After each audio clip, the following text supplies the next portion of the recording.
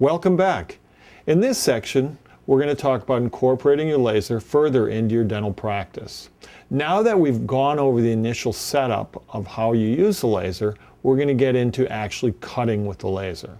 We'll also go through setting it up again, the functions of the laser, to reinforce what you've already known. But we'll go through initiating and how to use a tip at different power settings, whether it's cutting properly, fast enough for you. We'll do that on a model utilizing a pig jaw.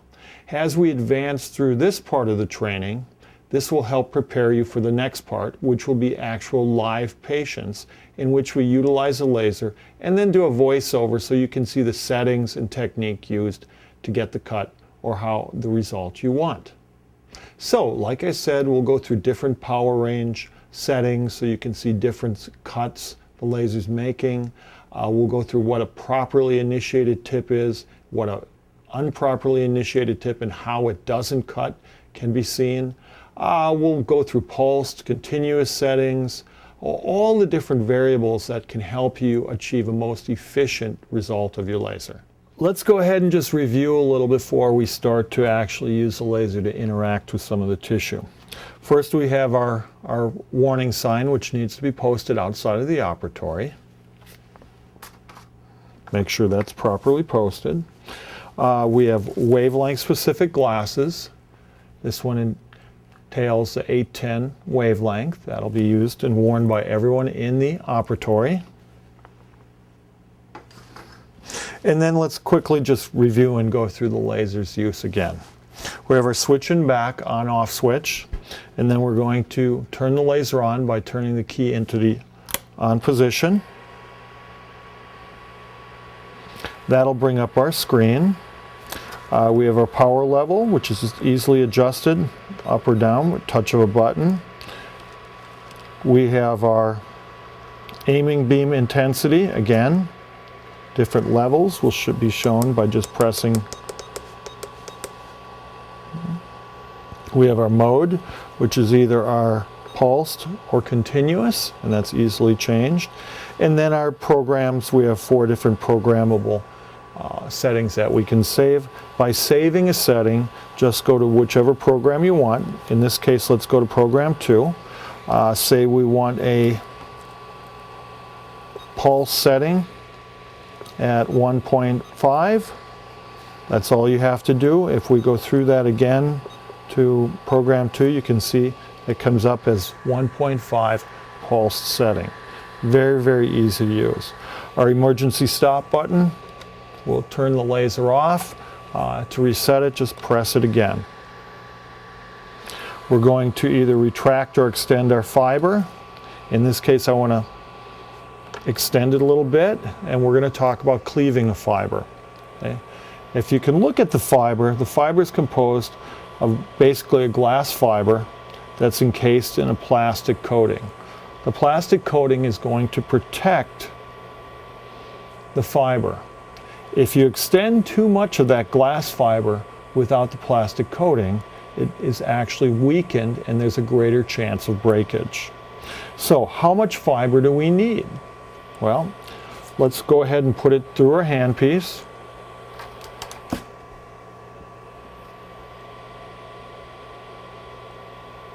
Just thread it through. And we'll take our plastic tip off for a sec.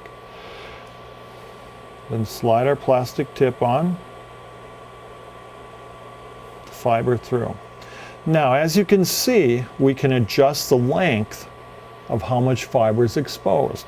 You don't need but a couple millimeters of the actual glass fiber that's exposed, but you might want to extend the plastic coated part out according to what type of procedure you're doing.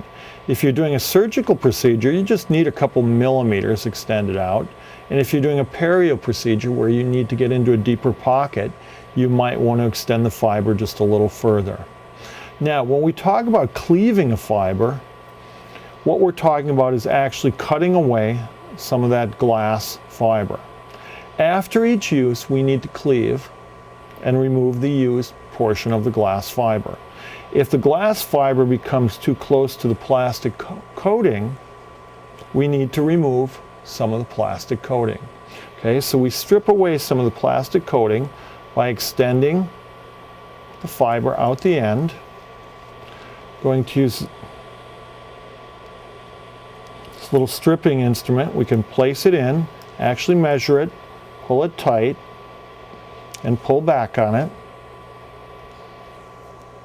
And you will actually remove the plastic coating. Now in this case, I removed quite a bit of the plastic coating because I wanted you to see how much that took away. In order to actually cleave the glass fiber now, we have a pen. We just place that, just a slight rocking motion over the glass fiber, and it will snap away, and as you can see, I removed it. Now, if we wanted to make that even shorter, we could cleave it again. A few rocking motions. I'm not putting a lot of pressure on that. It's just enough to make a little mark, and in this case, we've cleaved it back and just exposed a few millimeters of the glass fiber. If you're doing a surgical procedure, that's a great amount of glass fiber. That's all you need to interact with the tissue. Now, if we have a fiber and it's not initiated, that would be what's considered a cold laser. A cold laser does not have the ability to cut. The energy is being dispersed out the end of the tip, and it's not focused and it's not energized to create the heat that's needed to vaporize tissue. So if we turn the laser on and we go to the ready mode, so once in the ready mode, now I'm going to step on the pedal. This is a non-initiated fiber. As you can see the laser firing, you can see in a non-initiated mode, it's having virtually no cutting effect on the tissue. Okay. Well, let's go to a continuous mode. As you can see, even at 2.3 watts, continuous mode, we're having virtually no effect on the tissue. So what is initiation and how do we do that? Initiation, a good way of talking about initiation is it is the actual process of impregnating that glass fiber with some sort of pigmented material. Remember, your diode laser seeks pigment. And if we can incorporate or impregnate some pigmented material into the end of that tip, in a way it energizes that tip and it turns it from a cold laser to a hot laser. So as you could see, even at a higher setting, the laser is having no effect on the tissue. Now, just as a side note, I want you to see how we can adjust that aiming beam. We can turn it up to very bright, or we can turn it off. When would we want it bright, and when would we want it very low? If you're doing a surgical procedure, you might want it very, very low because it gives you better visualization of your field. If you're trying to do a surgical procedure and you turn this all the way up, you can see it sort of interferes with the tissue and how you can visualize it. Whereas if you're doing a perio procedure and you're into the pocket, you can actually stick the laser tip through and see it through the gingival tissue, and that's a great use for it because it sort of helps you visualize where that tip's going down into the pocket. Now, so when we talk about initiating and the act of initiating, there's different ways to do that. We can initiate by utilizing occlusal paper. In this case, cork contains cellulose, which also contains pigment, or we can actually use a Sharpie marker, which has pigment, and actually paint the end of the tip. Which one's better? People have personal preference. I prefer the cork. In order to initiate, we want to be at about 1.5. That's sort of a good place to start. And what we're going to do is either by initiating with a cork, we're going to just let the cork or the laser tip fall into the cork, and you'll see a little poof of smoke. Slowly bring it out. You'll notice now when I hit the laser, there's a different glow, a different color. That's usually a sign of initiation. But the ultimate sign of initiation is that we are going to cut. Now, with all diode lasers, you have to give it a few seconds because it takes a few seconds for the tip to heat up.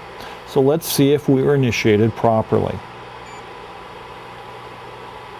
We're now at 1.5, and obviously see after a few seconds we are cutting away, and we're cutting quite efficiently. Okay? So, what about utilizing occlusal paper? Occlusal paper can be utilized to initiate by just rubbing the laser or the end of the fiber on the occlusal paper. You'll see it'll start to smoke a little bit, and that's another way to pick up pigment into the end of the tip. Or you can actually use a Sharpie and just sort of paint the end of the tip with the Sharpie. That's really the ways you can initiate.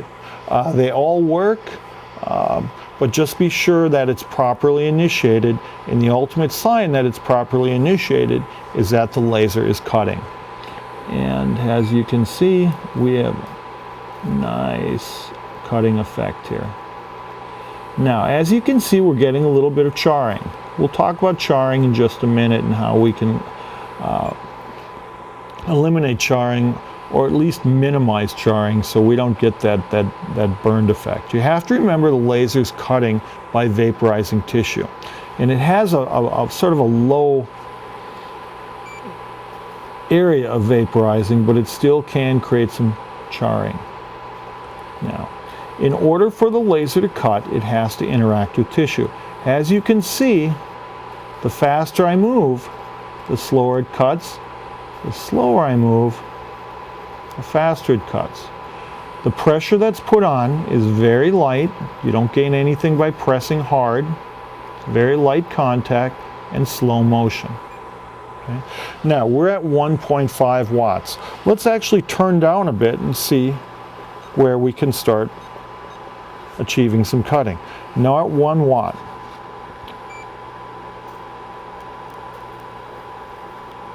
We're still cutting on the pig jaw. If I move slow, I get a nice cut, even at 1 watt. So, try to start out by utilizing a nice low setting. Remember, you can always turn the power up. Let's go ahead and cut at 2 watts.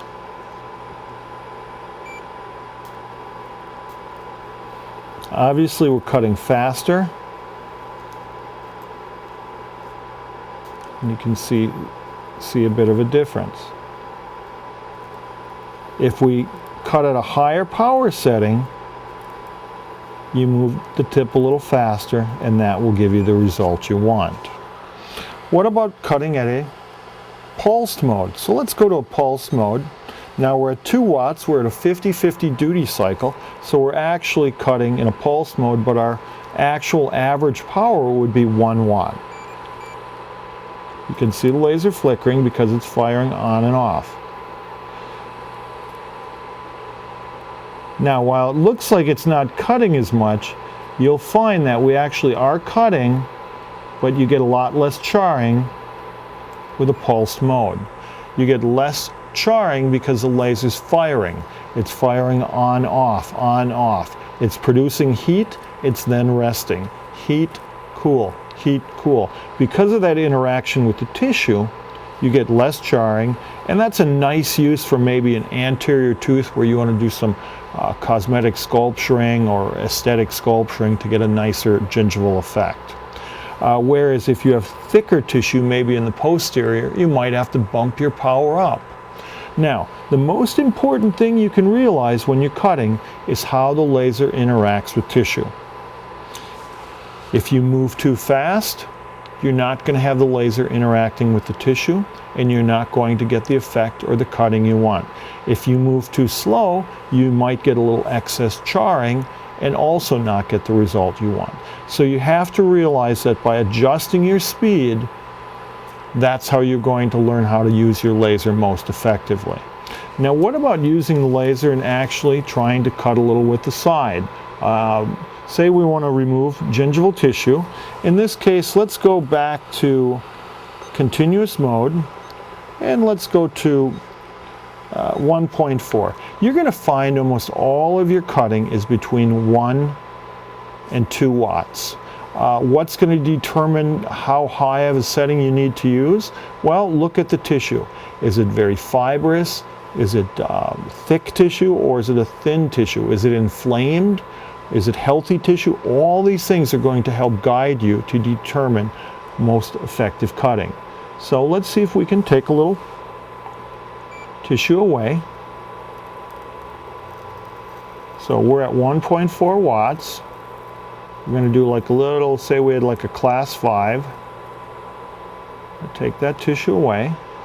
Now I'm going to go down right along the tooth.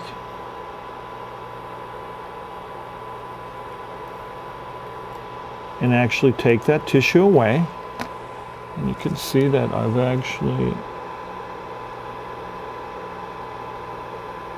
taken that tissue away. But now I want to use the side of the laser to actually create a little bevel or contour to the tooth. So I'm laying it now, laying it down. I'm actually going to use the side and bevel that tissue so I get a smoother result.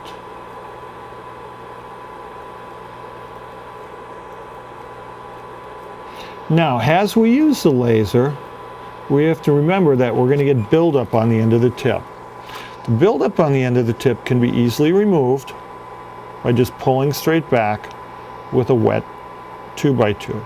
By utilizing this, we are not going to remove the initiation, and we should not need to reinitiate, but it will help clean and remove a little bit of that excess tissue that's clinging to the end of the tip as we use it. So still we're at 1.4.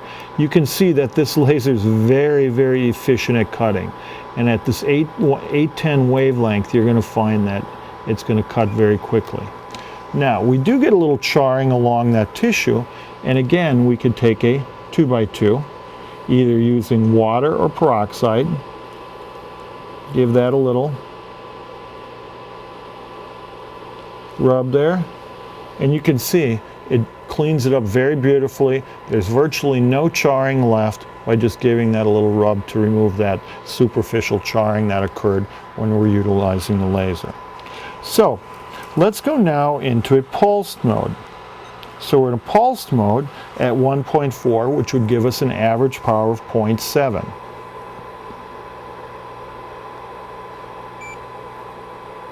You can see we're getting a lot less cutting, not as quick because our power is a lot less. But sometimes that's a nice way to finish up and contour tissue.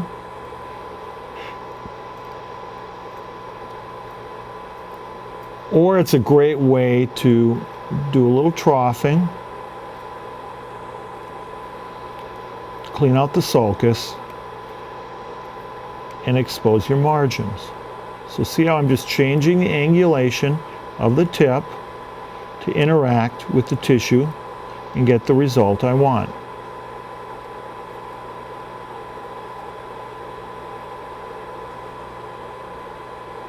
Varying the speed and angle of the tip, and get a very nice clean result. Maybe just a little rub there to remove, and you can see there's no charring. Get really, really nice result. That would be a great indication for a class 5 to expose a root surface, expose some subgingival decay, or like I said, by adjusting the power down to actually do a little troughing prior to taking your impression. Now, what else can we do with our laser? And obviously we're doing this on the pig mandible. We will have some demonstration videos on patients with voiceover that will explain the technique and procedures. And then as you get into the further course, the online course, you'll find a lot more references, uses, settings, procedures and with voiceovers that'll help you even further to continue your journey and to incorporate your laser into your practice. So now that we've finished the procedure, how do we take care of the tip or the laser, and also what do we do? How do we know when that tip is no longer of use? Well, the tip is going to degrade over time. The more energy you put into the tip, the faster it will degrade. So if we pump this up to 5 watts, you would probably see that tip degrade a lot faster. Once the tip, or we're done with our procedure, what we would do is we could just advance that out, and we would just again cleave off, strip part of the plastic coating, cleave off that glass fiber that's used, expose a new non-initiated part of the fiber. That way we'd go through again to initiate. The plastic tip be thrown away.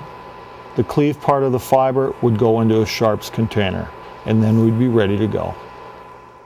So in summing up what we just covered in this section, the most important point is probably how the laser interacts with the tissue.